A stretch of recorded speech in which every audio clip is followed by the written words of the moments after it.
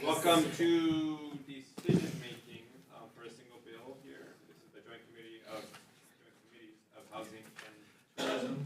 Today is February 9th. It's 9:55 a.m. We have one bill on the agenda today for decision making, HB 2416, related to taxation. The intention of this bill is to provide a waiver of the conveyance tax and capital gains tax for vacation rentals who sell to somebody committing to live in the unit. My recommendation for today is to narrow the scope of the bill to only waive the conveyance tax for these units. So we'll delete the sections relating to capital gains. And otherwise, pass the bill out with an effective date and tech amendments. And from my personal opinion, the bill is worth continued dialogue. I appreciate the governor's work on this. It's certainly a creative response to try and encourage vacation rentals to convert. I think there's still a lot of open questions regarding implementation and regarding DOTAX's ability to enforce the requirements contained in the bill, but certainly want to see it moving on for dialogue here.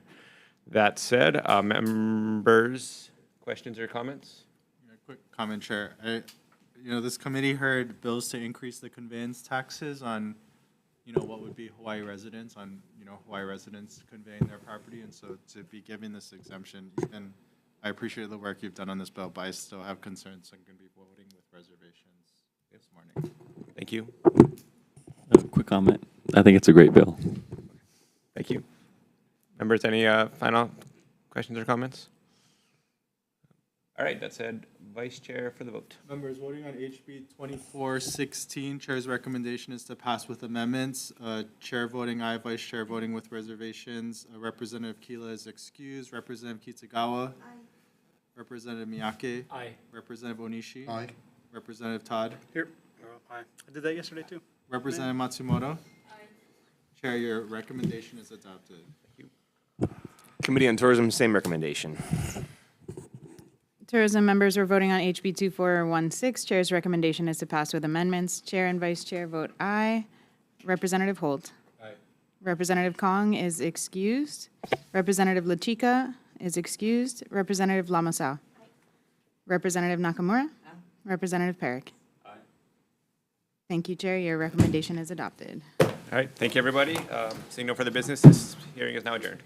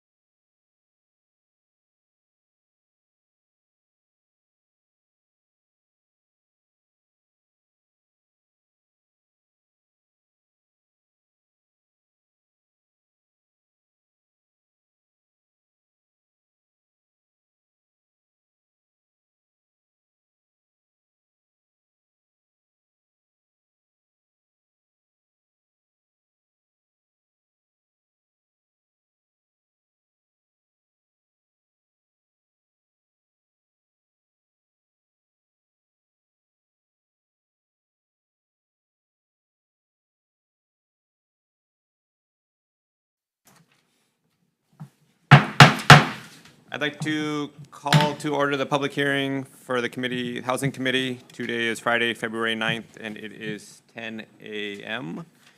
We have a relatively short agenda today. Before we dive in, some quick housekeeping notes. We will try and keep testimony to within 2 minutes. Please avoid using any trademarked or copyrighted images for those of you on Zoom, and please always refrain from profanity or uncivil behavior. Such behavior may be grounds for removal from the hearing without the ability to rejoin. That said, we can dive right in. The first item on the agenda is HB 1526 relating to affordable housing development. Vice Chair for the testimony. Yeah, Grant Nakaya, Office of Foreign Affairs and Support. Kevin Carney, Affordable Housing Connections LLC in opposition. Evan Oye, NIAP Hawaii in opposition. Thank you, Evan. Nani B, individual with comments. Any other individuals in person or on Zoom wishing to testify on this matter? Go ahead. Chair, Vice Chair, members, apologies for not getting our written testimony to you earlier. We would like to offer comments on this measure. We understand that the counties do sometimes request more time to review 20 applications. We would like to note that whenever an applicant goes through HHFDC, we do ask that they consult with the area council member, the zoning committee chair, and the council chair as part of the review process so that the council has adequate time to review the proposal. Our preference would be that the review time by the council be 45 days since 201H38 is intended to expedite housing. So that's our comments. Okay, thank you. Anyone else wishing to testify on this matter? 1526. Chair, seeing none. Members, any questions? Right, seeing none, the next item on the agenda is HB 2787 relating to the Individual Housing Account Program. Vice Chair for the testimony. Gary Suganuma, DOTAX, with comments. Good morning, Chair, Vice Chair, members of the committee. Clinton Piper, Department of Taxation. We'll stand on our written comments, but remain available for questions. There are a bunch of other people that submitted testimony but didn't request to speak. Any of those individuals wishing to testify on this matter? 2787. Any other individuals in person or on Zoom wanting to testify? Chair, seeing none. Members, any questions? Seeing none, the next item is HB 2790 relating to housing. This authorizes the issuance of general obligation bonds to reactivate the Hula May single-family program. Vice Chair for the testimony. Dean, HHFDC. Thank you. Cindy Jimine, Catherine Collado, Fernell Oku, Bert Colbis, Scott Sheko, Susan Morris, Corey Asuncion, Kelsey Durbin. Any other individuals wishing to testify on this matter? 2790. Chair, seeing none. Thanks, members. Questions? Seeing none. Next item, HB 1762 related to housing. Vice Chair for the testimony. Kirby Shaw, Executive Director, Disability and Communication Access Board, with comments. Dean Minakami, HHFDC. Thank you. Stephanie Sakamoto, BIA Hawaii, in support. Nope. Nani B, individual with comments. Any other individuals wishing to testify on this matter? 1726. Chair, seeing none. 1762, sorry. Members, questions? All right, blazing right through. Seeing none, next item on the agenda, HB 1763, which amends the priority for which monies in the rental housing revolving fund are to be used. Vice Chair for the testimony. Dean, one more time, HHFDC. Thank you. Hakeem, HPHA. Thank you. Audrey Suga Nakagawa, AARP Hawaii, are you on Zoom? Good morning. Right. Good morning. ARP stands on its testimony in support. Thank you. Thank you. Kevin Carney, Affordable Housing Connections LLC, in opposition. Nope. Betty Lou Larson, Catholic Charities Hawaii, with comments on Zoom. Are you there, Betty? I see her. Sorry, yes, sorry about that. No worries. We would like to make some comments about this. We support strongly the intent of the bill. We feel it's really important for us to start looking at permanent affordability of these projects as we put billions of dollars in over the years. That will happen. We, however, do really feel that it should be, that the priority should be given equal weight, or at least given equal consideration by HHFTC. We feel that people need choices, so only putting a first priority, for example, on state and county projects would limit that to for people who need certain areas for jobs, for family situations. So we appreciate all the new priorities, and we really appreciate the conversation starting about this permanent affordability. We strongly support number E, which is projects with a permanent affordability commitment. We feel this is very straightforward, and it can be used in many ways, such as restricted covenants or deed restrictions. We feel that there needs to be more flexibility, though, with HHFTC. This is a huge issue to last the next 50 or 60 years. And so we feel that it needs to be, this is a good start of the conversation. We need more stakeholders involved, not only developers, but organizations that serve the real stakeholders, the tenants who will be living in these buildings, elderly, disabled families, Ellis families.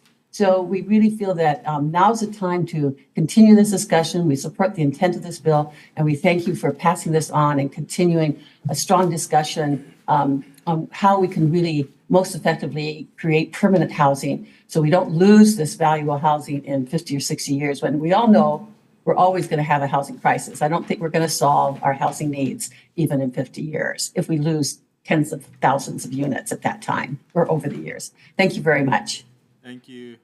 That's it for people who wanted to testify. Are there any other individuals in person or on Zoom wishing to testify on this matter? 1763. Chair seeing none. All right, thank you, members. Questions?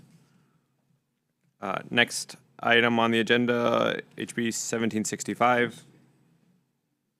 What is that? Oh, no. Yeah. Oh, You don't feel that? maybe earthquake. I think it.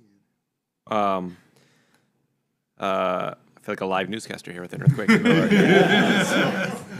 HB 1765 relating to housing requires certain projects meeting the criteria of Section 201H 38A1 to be exclusively for sale or rent to occupants who are Hawaii residents who own no other real property. Vice Chair for the testimony. Dean, one more time, HHFTC. Testimony offering comment. Thank you. Kelsey Durbin, individual in support. Anyone else wishing to testify on this matter? 1765. Chair seeing none. Members, questions? Oh, yeah, I do. Dean, if you could please. So in your testimony, are you trying to say that what's in the bill on page 4, paragraph 2 is not sufficient a definition, or? We're not sure about the intent of this measure because this measure offers an alternative process for 201H38 projects, but it seems like the process is the same as the current process, but it limits the sale or rent of units to those who are Hawaii residents who own no other real property. So if an applicant were to choose between the two, they probably would just go with the current ones, and that offers more flexibility. It's the same thing. So we're wondering if that's the intent. Okay. Okay, thank you. I have a follow-up question.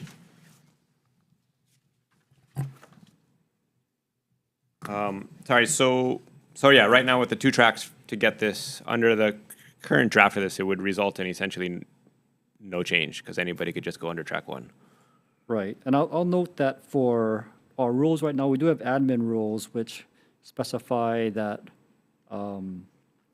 any buyer or renter of a 201H project must be domiciled in Hawaii. We don't have a Hawaii residency requirement, and they cannot own real property with some exceptions. For example, they can have a minority interest in property. For example, if they inherited property or something similar. Okay, and you feel like that's sufficient for? We feel that's sufficient. Okay, thank you. Members, further questions? Seeing none. Next item on the agenda is HB 2091 relating to school impact fees. This would repeal school impact fees. Vice Chair for the testimony. Ricky Fujitani, School Facilities Authority. Hi, it's down in our, what we said, and here for questions. Thank you. Keith Hayashi, Department of Education, with comments. Hakeem, HPHA, in support. Thank you. Denise Asari Matsubara, City and County of Honolulu, in support. Nope. Okay. Tom Yamachika, Tax Foundation of Hawaii, with comments on Zoom. Good morning, Chair and members of the committee. This is Jade McMillan on behalf of Tom Yamachika for the Tax Foundation of Hawaii. We have submitted some comments on the measure. We'll stand on our written comment. Thank you. Thank you. Karen Seddon, EAH Housing, in support. Ted Kafelas, Grassroots Institute of Hawaii. Martin Nguyen, Center for Urban Real Estate, in support. Evan Oye, NIAP Hawaii, in support. Thank you. Sterling Higa, Hawaii Housing Hawaii's Future, in support. Seth Kamemoto, individual in opposition. Deja Otraswaski, individual in opposition.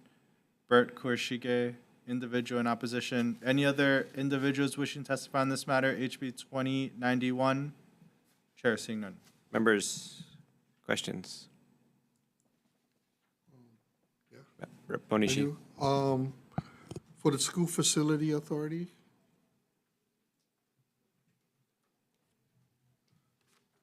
so, the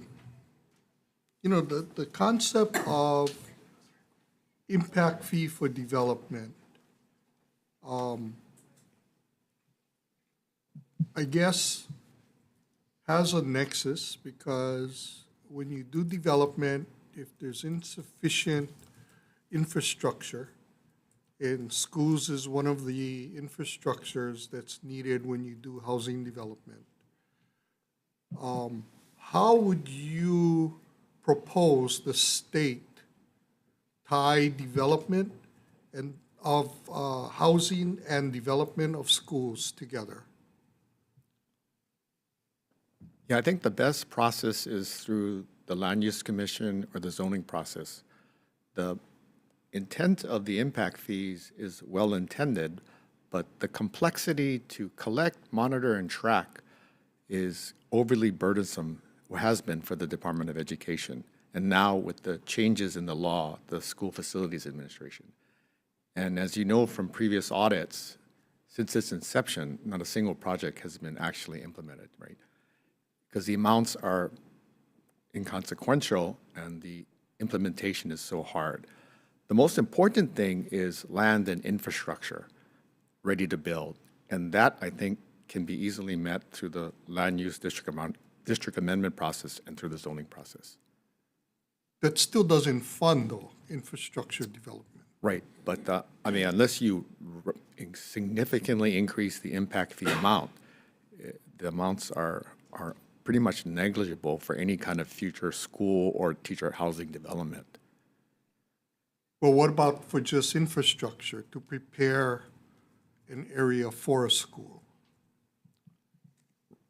Again, yeah, the intent is good. The actual implementation is difficult. The agencies, both the Department of Education and the School Facilities Authority, has even difficult time spending the actual appropriations, let alone an accumulated amount of impact fees narrowly tailored to that district. Yeah. So there might be issues with the law, not necessarily the concept of impact fees. Yes. And there might be issues with staffing. Yes. Implementation. Yeah.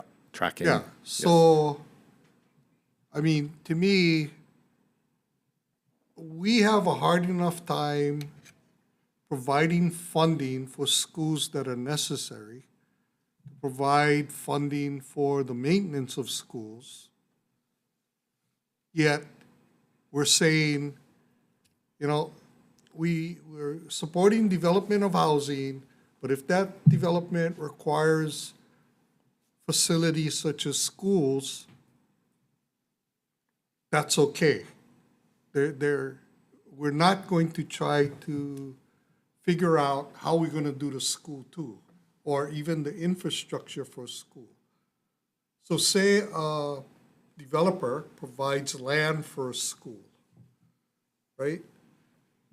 That might be one way to pay off the impact, but there might not be any infrastructure to actually build a school. You know what I'm saying? Right. And typically through the land use commission process or the zoning process, that's a requirement or an entitlement for that developer to actually go forward.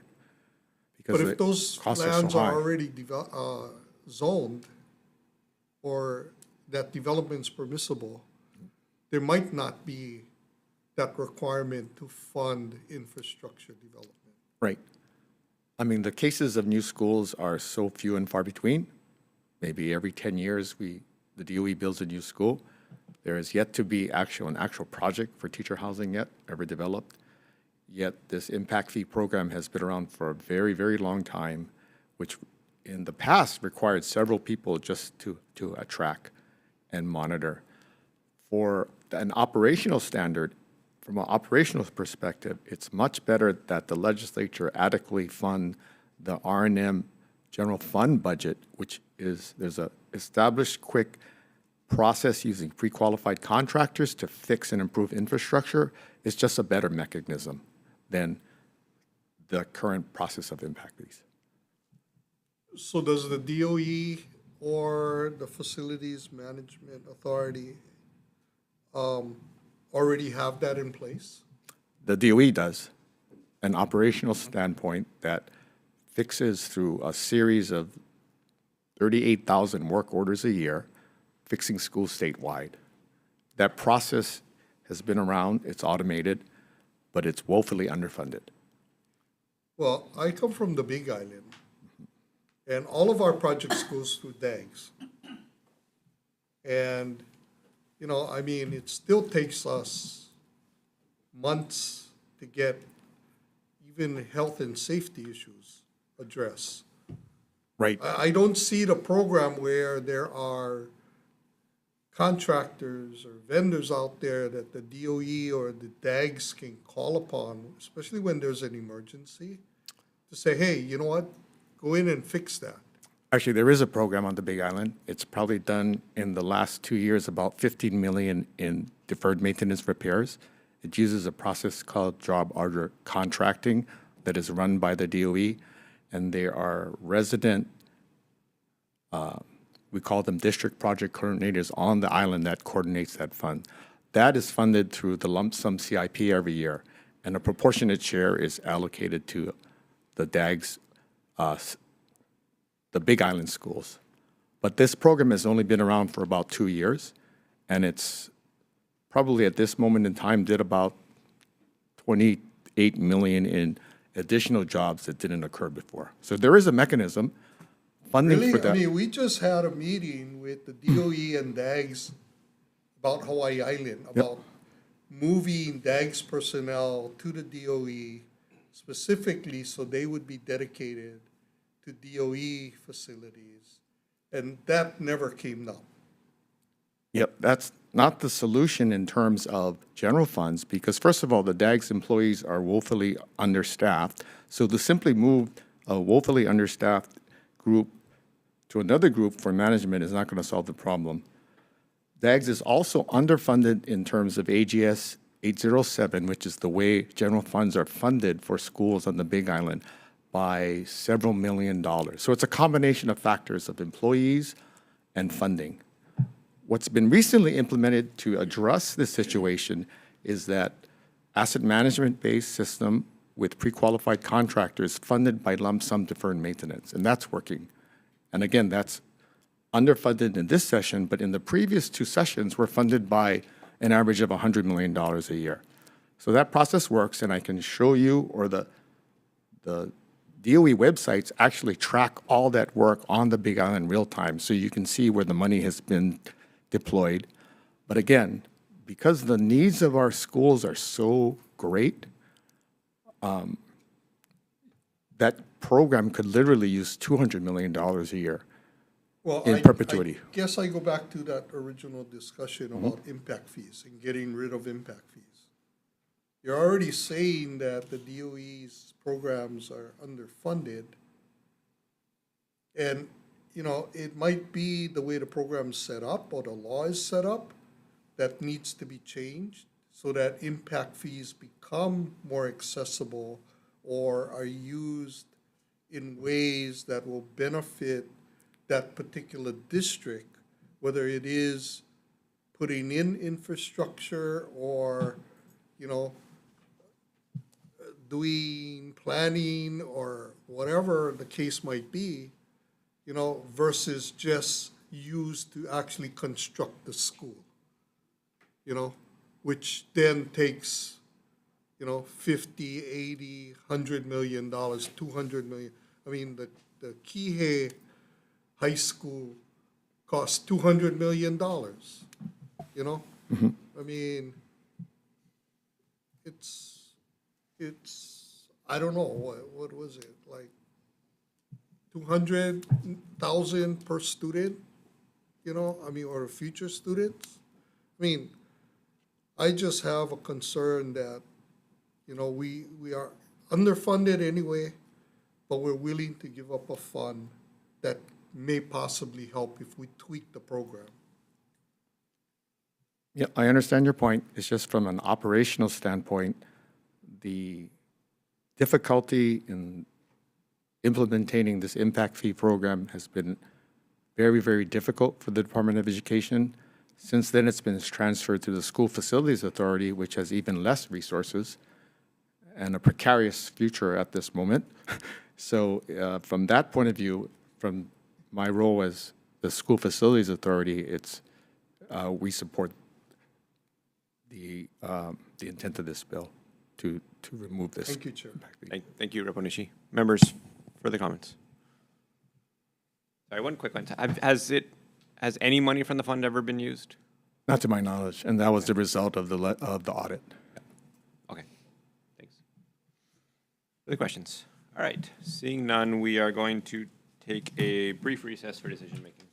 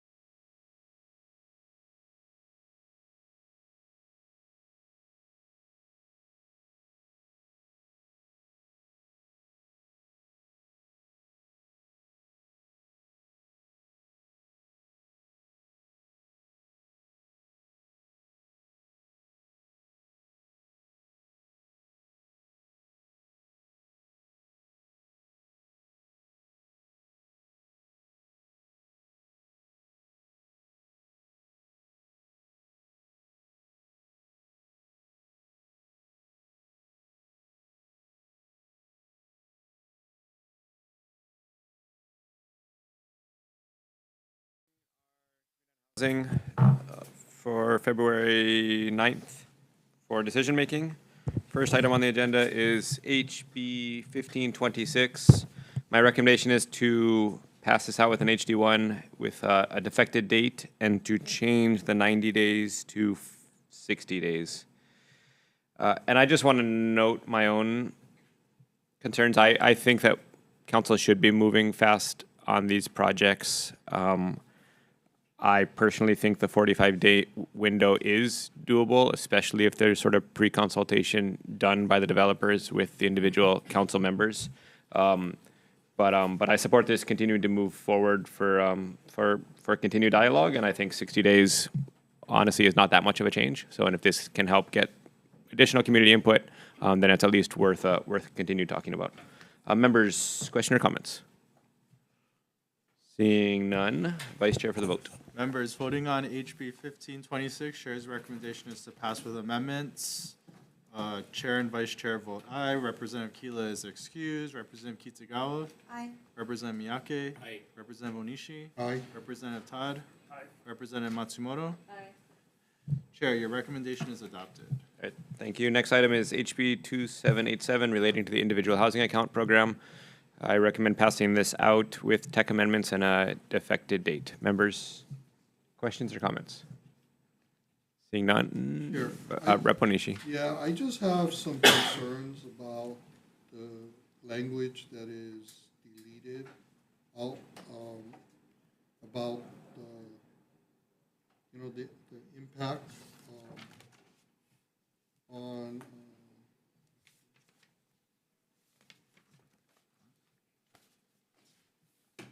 about the use, and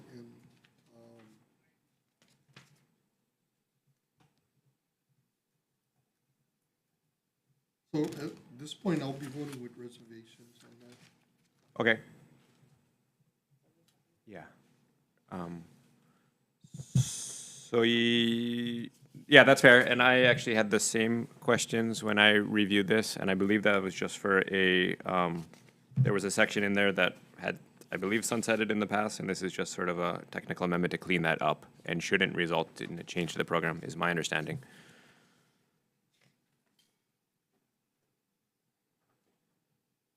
But, okay.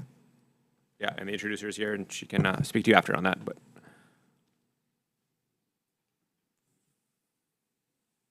Good? I'm sorry. Are you good? Or Yeah. with reservations? Okay. Members, further comments?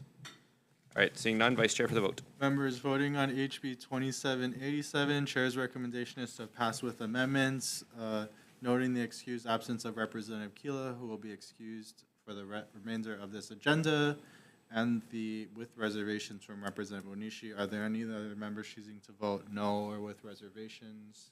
Chair, seeing none, your recommendation is adopted. Thank you. Next item is HB 2790, relating to housing. I recommend passing this out with a defected date and tech amendments to fix style and formatting. Members, questions or comments? All right, Vice Chair for the vote. Members voting on HB 2790, Chair's recommendation is to pass with amendment. Are there any members choosing to vote no or with reservations? Chair, seeing none, your recommendation is adopted. Thank you. Next item on the agenda, HB 1762, related to housing.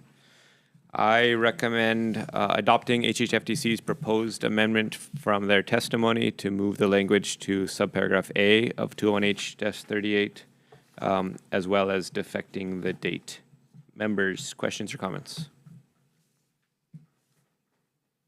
Seeing none, Vice Chair for the vote. Members voting on HB 2762, Chair's recommendation is to pass with amendments. Are there any members choosing to vote no or with reservations? Chair, seeing none, your recommendation is adopted.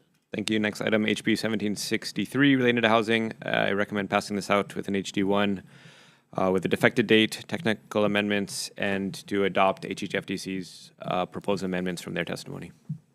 Members, questions or comments? Seeing none, Vice Chair for the vote. Members voting on HB 1763, Chair's recommendation is to pass with amendments. Are there any members choosing to vote no or with reservations? Chair, seeing none, your recommendation is adopted. Thank you. Next item, HB 1765, related to housing. I think there is some ongoing confusion on this bill in that it seems to create a duplicate pathway, which wouldn't actually result in any changes because people could utilize the first pathway.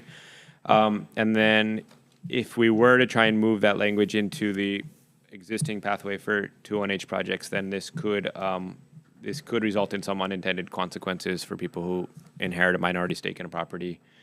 And it seems like HGFTC already has a number of mechanisms to help ensure the intent of the measure. So I recommend that we defer this today. Next item on the agenda is HB 2091 relating to school impact fees. I recommend that we move this out with an HD1 with a defected date, technical amendments for clarity, consistency, and style, and to narrow the scope of the application to only exempt school impact fees for developments where 100% of the units are for under 140% AMI and below, and then also to exempt ADUs from the school impact fee. And let me my own personal opinion is that if I could wave a magic wand, that we'd waive the school impact fees entirely. I think it is simpler. I would like to be moving towards a world with no impact fees, and that I think that impact fees are in a lot of ways a regressive tax on our generation here, on current home buyers coming into the market, whereas things like funding for new schools or DOE or SFA should come from all of us through existing forms of taxation and not just on new home buyers. So that's my personal opinion, but I do realize that trying to get this through in its current form would be tenuous. So I want to try and pass something that that is most likely to make it all the way to the finish line here. So that's my recommendation. Members, comments or concerns? Yeah. Representative Onishi. You know, my understanding is there already are waiver provisions for school impact fees, depending upon the project, types of projects. You know, and I hear your concern about some of these things should be paid by the public as a whole. That being said, though, there's plenty places on the mainland where it isn't done that way. In fact, almost every place else, you know, and you know, we're giving people an opportunity, some of which is first time and others it's, you know, multiple times, the ability to purchase property or to acquire property. That being said, other people have already paid for developments in their area. So, you know, I think as we open up more areas or as we increase housing, there has to be this consideration of who's going to pay for these other requirements, services like schools, and who's going to pay for it. Because we obviously are very hesitant in increasing our taxes and, you know, whether it's property taxes or whether it's income tax or other types of taxes in order to pay for these things the way we should be paying for them. So with that being said, you know, I have very strong reservations about getting rid of the impact fees. Yep. Thank you. Thank you for noting your concerns. I appreciate that. Members, further questions or comments? Yeah, Chair, I appreciate your work on this. I'm in agreement with you. I think we should pass this bill out as is. And, you know, again, reviewing the DOE's comments that they submitted on this bill, which, again, they aren't here to testify on this matter, but they were discussing that the repeal of school impact fees would limit funding resources. And it's, you know, it's ironic that they say this given that they're lapsing a whole bunch of CIP money because they can't spend it. So I'm just confused by their statements here and why we're giving them resources and then they're at the same time saying, you know, we're going to limit their resources. So I'm going to support this, but, you know, I would support the original version of this measure. Thank you. Thank you. Members, further questions or comments? All right, seeing none, Vice Chair for the vote. Members, voting on HB 2091, Chair's recommendation is to pass with amendments. Are there any members choosing to vote no or with reservations? Representative Onishi, were you going to vote? Reservation. Okay, thank you. Yeah. Chair, seeing no other reservations, your recommendation is adopted. All right, thank you. The last item on the agenda is HB 2007, which is a short form bill. And And so the intention here is to pass this short form bill with an HD one to recommit it for further public hearing. And we're going to take the contents of HB 2212, which we deferred last week, which had an issue with the title. We're going to insert the contents of that bill into this short form. We're going to remove the language that narrows this. There's current language in 2212 that makes it apply only to residential and commercially zoned land within the urban state land use district. We're going to remove that language so that it would apply to all land within the urban state land use district. We will clarify that the land must be owned by the institution. We're also going to recommend clarifying that the counties, there's clear authority in the bill that the counties retain all their authority under HRS 46.4, which is their zoning powers. So they'll retain all of their existing zoning powers, except that they must provide for a minimum density of 10 dwelling units per acre on these institution-owned parcels. And then lastly, clarify that the permit approval must be by right. So this couldn't be through a special use permit or other form of discretionary permit approval. And then again, this will come up again for further consideration and potential amendments next week, Wednesday. Members, questions or comments? All right, seeing none, Vice Chair for the vote. Members voting on HB 2007, Chair's recommendation is to pass the short form bill with HD to recommit for a future public hearing. Are there any members choosing to vote no or with reservations? Chair seeing none, your recommendation is adopted. All right, great. Thank you, guys. Seeing no further business, this public hearing is now adjourned.